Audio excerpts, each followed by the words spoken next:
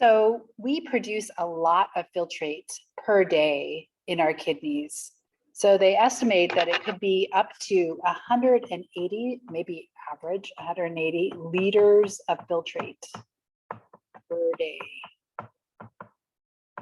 And you compare that to like a 2-liter bottle of soda, right? So that's a lot of filtrate. If we lost all of that as urine, that would be like we would be dehydrated immediately, right? So we need to modify that filtrate so that we actually produce like between 0.8 liters to like 2 liters of urine per day. So filtrate is not the same thing, is not equivalent to the urine. So that means that we need to modify the filtration. So you'll remember that filtration occurs at the glomerulus, but the tubule system, including the proximal convoluted tubule, the loop of Henle, the distal convoluted tubule, and even the collecting duct help to modify that filtrate and reabsorb a lot of the good stuff. So one thing that happens is that we have tubular reabsorption. What is happening here is that from the filtrate, we're actually sending stuff back to the blood. So there's lots of good things, and all of these things where we see it's coming back out, like sugar, glucose, amino acids, proteins, vitamins, lactate, urea, oh, even a little bit of urea is reabsorbed. That's kind of weird. Sodium, water, hydroxyl or bicarbonate ions, excuse me, bicarbonate ions. Those are used for pH buffering in our body. And then water, salt, all of those would be tubular reabsorption. So you notice that a lot of tubular reabsorption takes place at the proximal convoluted tubule. So the majority of that tubular reabsorption takes place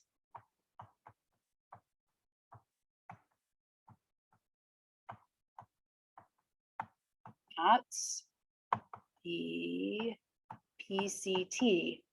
So that's proximal convoluted tubule.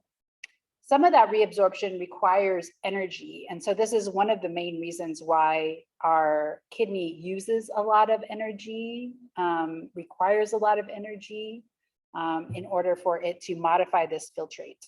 Okay. So what is this opposite stuff happening where we're having these things passed into the tubules? So that is what we call tubular secretion.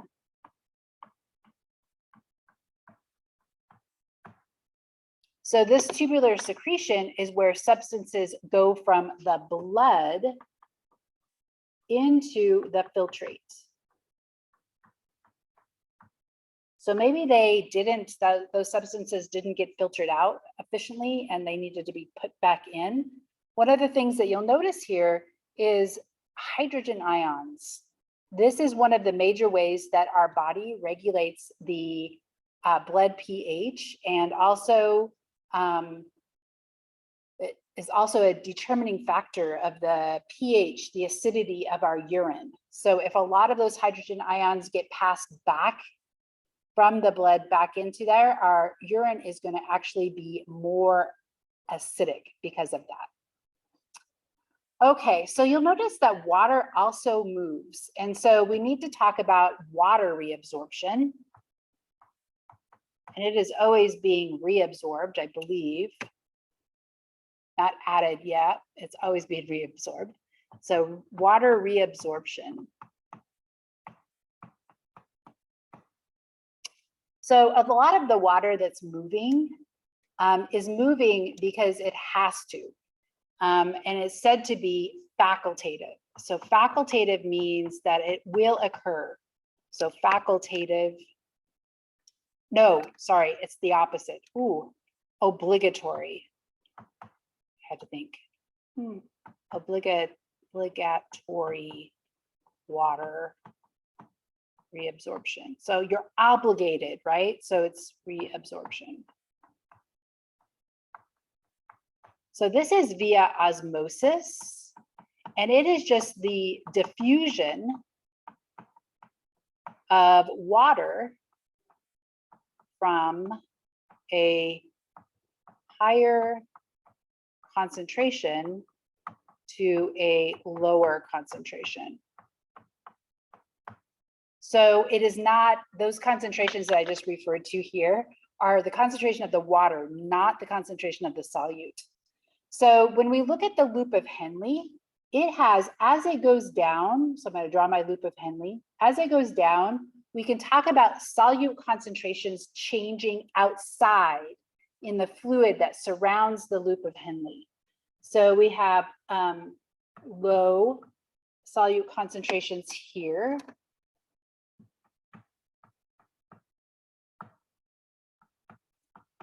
And then we have high solute concentrations.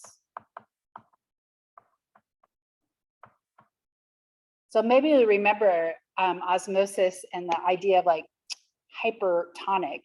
So the high solute concentration would be like there's lots of salt down here.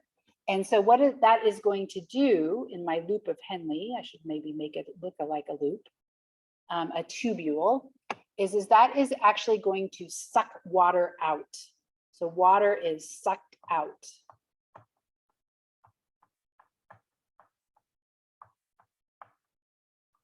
So that would be an example of obligatory water reabsorption. So we have to, that is like, that is, has to occur.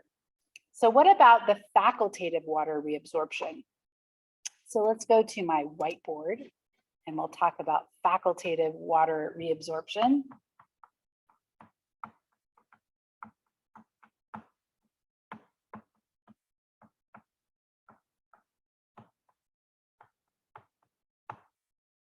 Okay, so this is the idea that under certain circumstances, we need to reabsorb water, more water than we might normally do. And this is actually regulated by a hormone.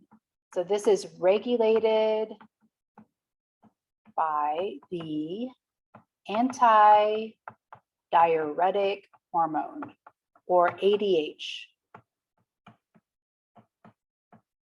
ADH is released by the posterior pituitary.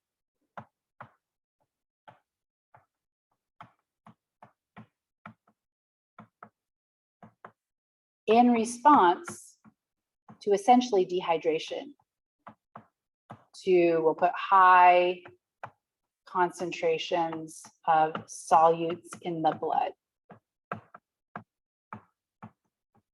These are actually, the concentration of the solutes in the blood is actually detected by a type of receptor that is called an osmoreceptor.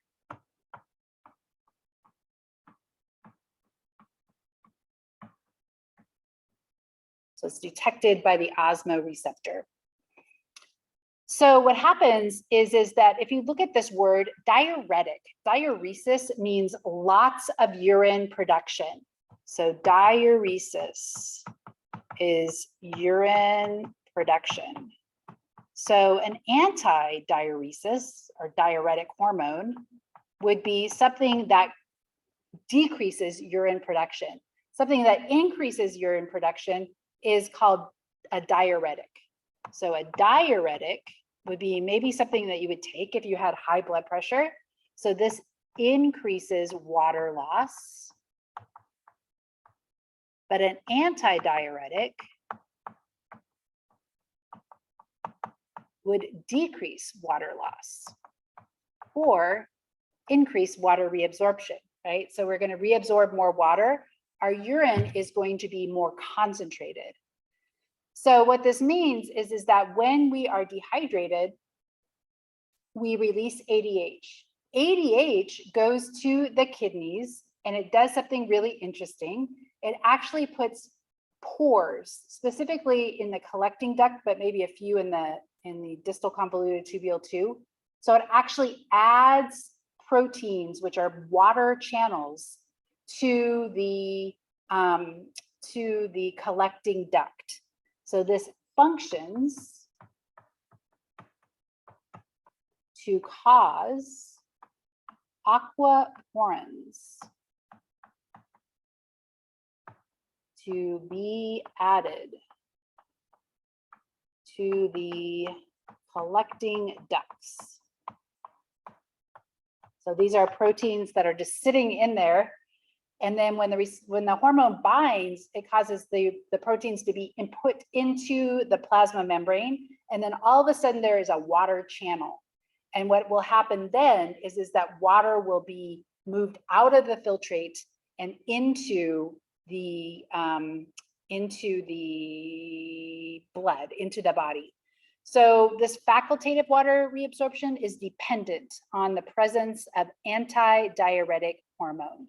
So let's go back to our topic. And I believe I have some images of this maybe down the way. I apologize.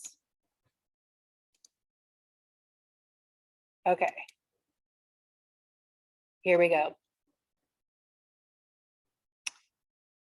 It's not quite it.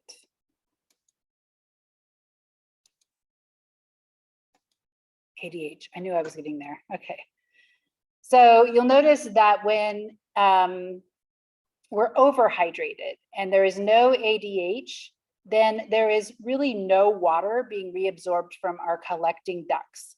There's still this facultative water reabsorption, but it's not being collected, reabsorbed here. So when ADH is present, what happens is it puts the aquaporins into the collecting duct, and then water is sucked out.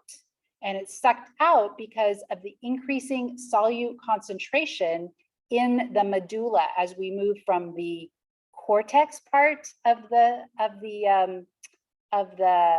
kidney down into the medulla. So let's just talk a little bit more about the loop of Henle. So I'm going to go to my whiteboard. Okay, so let's talk about the loop of Henle and its role. So one of the interesting things about the loop of Henle is that we have part of that loop is said to be the descending limb. So it's coming down into, this is my cortex. This would be the juxta medullary nephrons that have long loops of Henle. So this is my cortex. So this is coming down into the medulla part. And what happens here is that water gets reabsorbed. It gets pulled out. So the descending limb is permeable to water, but not permeable to salt. So my descending limb.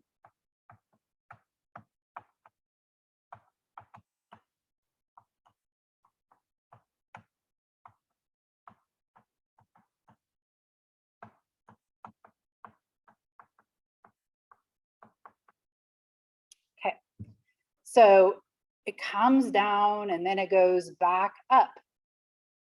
So this is my ascending limb. That's my descending limb. My ascending limb is not permeable to water, but it is permeable to salt. It's like this weird mechanism. It's like an engineer designed this, right? So my ascending limb is not permeable to water, but is permeable to salt.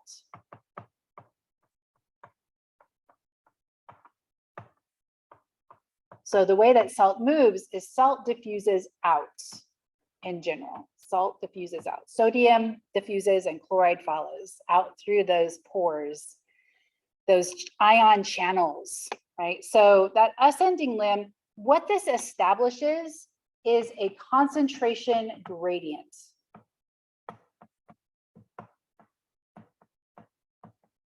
And it's those long loop of Henles that do that. So this would be a low solute concentration up near the cortex to higher solute concentrations. And actually, if you had a longer loop of Henle, you might even be able to produce more concentrated urine than we are able to. So there is a a rodent called a kangaroo rat that we even have in Oregon.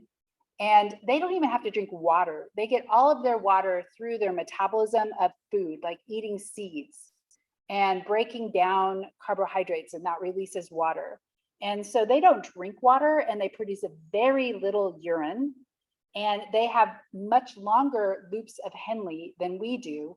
So the solute concentration, the distribution is much greater. There's a much greater difference in the concentration. And what that is going to do is that is eventually going to set up a place where we can suck water out facultatively.